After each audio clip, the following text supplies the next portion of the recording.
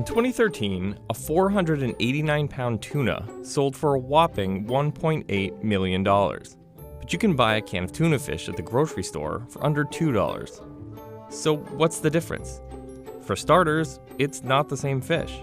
Canned tuna typically comes from albacore. They're small, grow fast, and are abundant for fishing. And they certainly don't weigh 489 pounds. There's only one type of tuna in the world that grows that big: bluefin tuna. And if you want to try some, it's gonna cost you. We could buy tuna from Japan that we'd have to charge maybe $80 for one piece of otoro. Derek Wilcox is a chef at Shoji, a Japanese restaurant in New York. He was trained in Japan and worked there for more than 10 years. Restaurants like Shoji serve raw bluefin tuna, or what's called kuro maguro in Japanese. They get their tuna from a number of different sources, including Japan's Tsukiji fish market. There are several different varieties of tuna, but bluefin is what you're most likely to find at high-end sushi restaurants. Bluefin is the most sought after. Only bluefin has the intense marbling. Bluefin also, when it's aged properly, has a particular balance of flavors. A large adult bluefin can weigh around 450 pounds or more, and the price of the fish varies based on a number of different factors.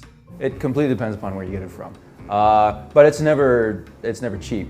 A local bluefin on the East Coast will run anywhere between $20 and $40 a pound. You could be paying north of $200 a pound for bluefin from Japan. According to Wilcox, tuna from Japan is better than American tuna during the peak winter months, while Boston tuna is best during summer and fall. But it's the tuna that comes from Oma in Japan that's widely considered to be some of the best in the world. Peak season Oma tuna will in Japan cost $400, $450 a kilo, which means by the time it gets here it'll cost close to $400 a pound. Besides its superior fat content, another reason fish is more expensive from Japan is that it has further to travel, and it goes through a rather lengthy process before making its way to your plate. There's more hands that it passes through in Japan, which is not necessarily a bad thing. Wilcox says the fish is also handled better in Japan than the US, so there's less damage and more precise cutting. We get like a Boston bluefin, it goes from the fisherman to the distributor to our door. Whereas in Japan, it's going from the fisherman usually to a collective or cooperative, to the government that's running the auction, to a middle wholesaler, to a final wholesaler, to a restaurant or hotel. All high-end fish are auctioned in Japan. Fish that's more sought after, that's caught in a better place, that's handled better, that's clearly better quality, will go for a higher price, and that fisherman will get more of the money. The first auction of the year in Japan is when you'll see ridiculously high prices for fish, mostly as a symbolic gesture or a publicity stunt, which is partly why the 489-pound tuna sold for $1.8 million in 2013. And the first fish of 2018 sold for $323,000. In Japanese culture, that first thing you do all year is the most important. It sets the tone for the whole year. That first tuna of the year always goes for the highest price that any tuna will go for the whole rest of the year. And the different parts of a bluefin tuna also vary drastically in price.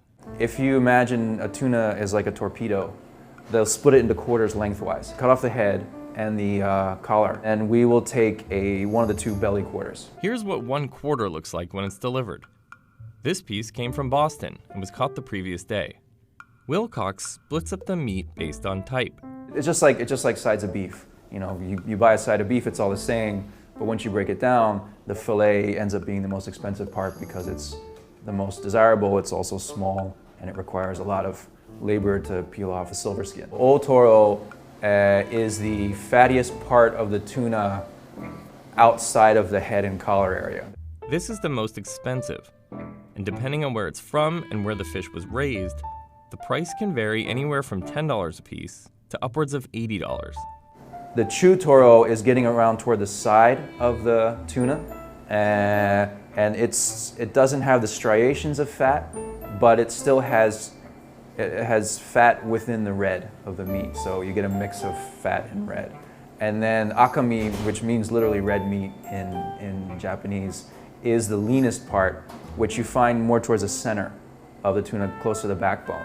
Akami is the most common and cheapest part of the fish, but it's still more expensive than that can of albacore at your local market. When you're assessing the quality of the tuna, you want to taste the red meat, the akami. You know, it's a wild animal, so it tells you whether it had a good diet, whether it had a good life, and it, you know, got exercise, and it lived in clean waters and was able to swim around a lot. So a farm-raised tuna is generally force-fed sardines, and you can actually taste sardines in the fat of a farm-raised tuna, whereas a wild tuna has a varied diet and has a much cleaner and milder flavor to the fat. But for decades, wild bluefin tuna were overfished in the Pacific, which was harming their population and making it more difficult to come by. However, more recently, tighter controls on fishing have led to a resurgence in the population. But they could still be better, Wilcox says. In fact, Wilcox avoids any Pacific bluefin that is not from Japan, and says you should too. If you eat Pacific bluefin, not specifically from Japan, then that's really irresponsible.